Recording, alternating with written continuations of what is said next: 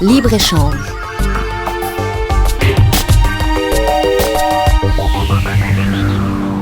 Ce qu'il faut dire, c'est que vous gérez de l'information, vous la traitez, vous l'organisez et vous aidez les entreprises à prendre des décisions à partir de cela. Exactement, c'est de l'information légale et grâce à cette information, on a constitué une base de plus de 500 000 sociétés marocaines. Et c'est grâce à cela que par la suite, je peux réaliser des études, notamment sur les TPE. Ce qui fait l'actualité chez vous, qui fait qu'on vous invite en direct dans Libre-Échange sur Aswat, c'est que vous avez mené un travail sur ce que vous avez appelé les TPE, les très petites entreprises. Qu'est-ce qui vous a amené à faire ce travail? Et on va se donner l'occasion de dire qu'est-ce qu'une TPE pour vous? Alors, pas pour moi, j'ai voulu prendre une définition qui soit relativement officielle, c'est celle de Maroc PME qui définit une TPE comme une entreprise réalisant entre 0 et 10 millions de dirhams de chiffre d'affaires. Alors pourquoi la TPE? Déjà parce que ça représente quand même l'essentiel du tissu économique. Je ne vais pas reprendre les chiffres qu'on voit très souvent dans la presse qui parlent de 85-90%. En réalité, quand on regarde aussi bien les personnes morales que les personnes physiques, soit 1 300 000 entreprises, là-dessus, il y a près de 96% de TPE. C'est ça aujourd'hui la base de notre tissu économique. Alors encore une fois, qu'est-ce que vous appelez TPE? Parce que vous dites on est 96%. Qui sont ces TPE? À quoi elles ressemblent? La définition pratiquement officielle ou officielle, c'est quoi concrètement? Concrètement, c'est une petite structure. Vous la divisez par le chiffre d'affaires, par le nombre de salariés, vous la divisez par son implantation, par son activité, par quoi? Essentiellement par son chiffre d'affaires. Donc, il est très difficile d'obtenir aujourd'hui des informations. C'est quel chiffre d'affaires? Alors, c'est le chiffre d'affaires déclaré, c'est-à-dire déclaré au registre du commerce. Avec quel montant? Jusqu'à combien? Pour la TPE, c'est 0,10. 0 à 10 millions de dirhams. Oui. Merci beaucoup. Sofiane Nakli, je vous laisse poser votre première question. Merci de représenter la Vie Éco dans les studios d'Aswat. Merci beaucoup.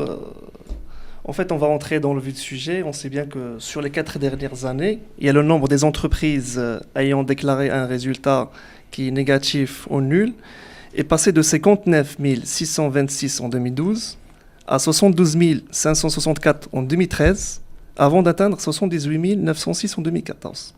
Et donc là, en 2015, cette tendance s'est accélérée en hausse de 7,3%. Et aujourd'hui, on est à presque 85 000 entreprises qui ont déclaré un résultat déficitaire ou nul.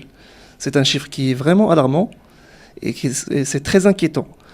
Sidi Youri, j'aimerais bien savoir quel est le profil de ces PME. Alors, premier point, je voudrais apporter une précision à ce que vous venez de dire. J'ai parlé de 1 300 000 entreprises. Là-dessus, on parle de 85 000 sociétés ayant un résultat fiscal déficitaire. D'accord. Je précise, 85 000 sur 150 000 ayant déclaré un bilan en 2015. Ça représente 60%. Je pense que c'est le pourcentage qu'il faut retenir pour ça. Ensuite, qu'est-ce qu'il faut retenir de ce chiffre? C'est surtout les causes. Qu'est-ce qui peut provoquer ça? Et malheureusement, quand on regarde le profil de cette entreprise, on voit plusieurs facteurs. Premier facteur, c'est une baisse du chiffre d'affaires massif entre la période 2012 et 2015, moins 26%. C'est une dégradation forte de la rentabilité nette sur cette même période, une rentabilité quasi nulle en 2015. Troisième facteur, et à mon avis c'est le facteur le plus important, c'est celui des délais de paiement. Quoi qu'on en dise, même si on le répète de manière récurrente, ça reste le problème principal des entreprises au Maroc. Concrètement, je fais du chiffre d'affaires aujourd'hui, j'encaisse mon argent dans 10 mois aujourd'hui, en moyenne, et peut-être même 12 sur certains marchés publics.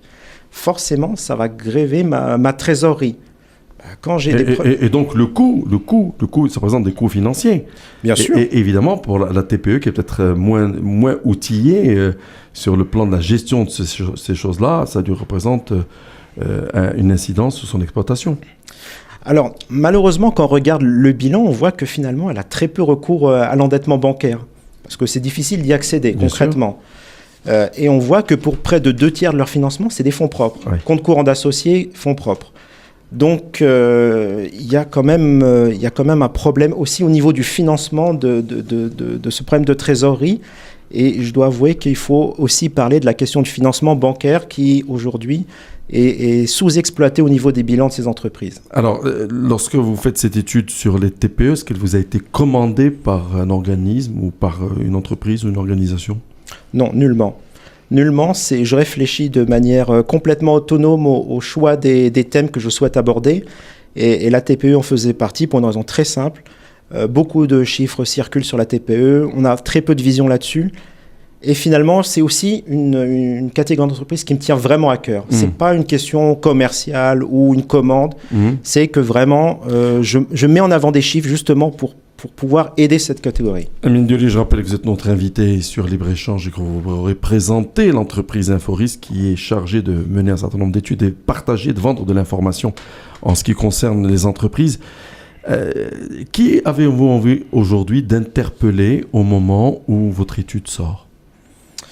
Évidemment, ça peut paraître ambitieux, mais honnêtement, j'aimerais que les personnes qui décident, qui doivent prendre des choix, faire des choix sur la TPE. Aujourd'hui, il y a un nouveau gouvernement qui a été nommé, qui va rentrer en action bientôt. J'aimerais que cette étude, en tout cas les résultats, puissent interpeller et se dire il faut vraiment faire quelque chose pour cette catégorie d'entreprise. Et quand je vois, par exemple, qu'on a supprimé un ministère qui était intéressant, qui était celui de la petite entreprise et l'inclusion de l'informel, je me dis que est-ce que c'est un signal envoyé à cette catégorie d'entreprise ? Et auquel cas, je dis non, il faut rester concentré sur la petite entreprise, il faut rester concentré sur l'inclusion de l'informel. Qui encadre les TPE au Maroc ? Ces entreprises qui font moins de 10 millions de dirhams de chiffre d'affaires, qui les encadre ? Des associations professionnelles en général, ou elles sont on est sur des entreprises souvent avec très peu de salariés, un dirigeant. Malheureusement, elles sont pour beaucoup livrées à elles-mêmes. Le dirigeant d'entreprise est très souvent livré à lui-même. Ouais. Très peu encadré, même s'il y a des associations pour les créateurs d'entreprises qui créent l'entreprise, etc. Mais une fois qu'elle s'est lancée, malheureusement, elle se retrouve très souvent seule.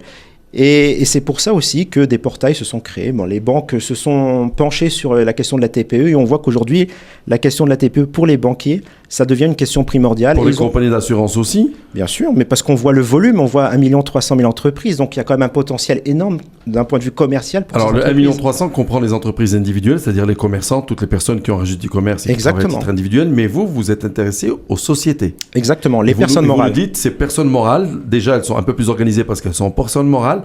Voilà les constats qu'on fait, donc il faut tirer la sonnette d'alarme. Tout à fait. Qu'est-ce qu'on doit retenir de votre étude in fine ? Ce qu'on doit retenir, c'est qu'il y a eu quand même une nette dégradation ces 2 dernières années. Et là, il faut quand même tirer une sonnette d'alarme. C'est bien de faire une étude tous les 2 ans et de dire ça va mal. Mais au bout d'un moment, il faut prendre les mesures qui vont avec. Quel type de mesures ? Je pense qu'il faut déjà s'arrêter sur la question de l'application des délais de paiement. Une loi qui date de 2012, elle n'a jamais été au Maroc. Elle n'a jamais été appliquée pour une raison très simple. C'est qu'aujourd'hui, ceux qui posent problème, ce sont surtout l'État et ce sont les grandes entreprises. Ouais. Il faut commencer par les mobiliser. Très peu d'ailleurs qu'on leur dise qu'elles ne payent pas dans les bonnes règles, etc., les grandes entreprises. Pourtant, c'est une réalité. Ouais. C'est une réalité aussi sur leur compte. On voit le crédit fournisseur.